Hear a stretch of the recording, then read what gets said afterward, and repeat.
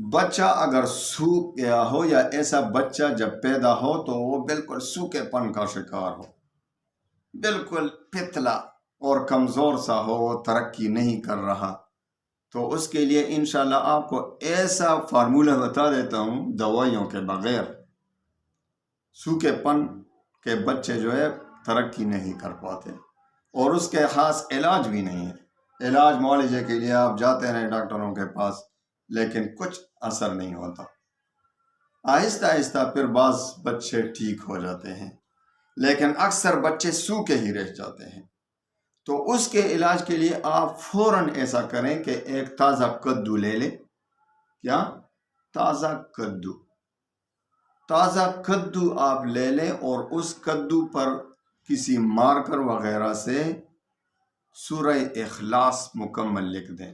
قل هو اللہ، بسم اللہ سمیت، بسم اللہ الرحمن الرحیم، قل هو اللہ احد اللہ الصمد لم یلد ولم یولد ولم یکن له کفوا احد۔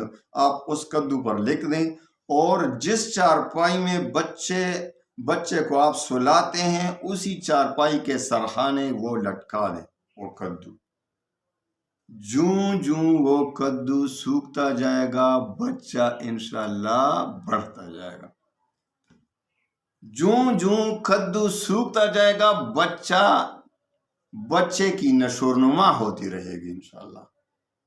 تو وہ کدو جو ہے اس کے اثرات سارے کدو پر پڑ جائیں گے، اس بچے کے سوکھے پن کے اثرات سب منتقل ہو جائیں گے کدو میں۔ کدو جو ہے سوکھ جائے گا اور بچہ تندرست ہو جائے گا انشاءاللہ۔ بہت ہی زود اثر ہے، بہت زود اثر، کئی بچوں پر تجربات کیے، الحمدللہ بالکل تندرست ہو گئے۔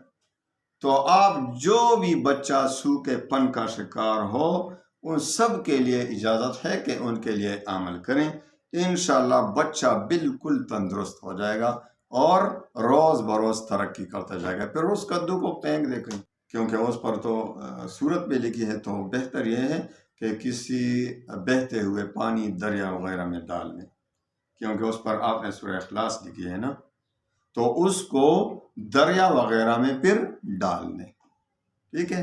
اللہ تعالیٰ تمام مسلمانوں کے تمام مشکلات کو دور فرمائے، اور تمام مسلمانوں کو عافیت اور اچھی صحت کی زندگی عنایت فرمائے۔ وآخر دعوانا ان الحمد للہ رب العالمین۔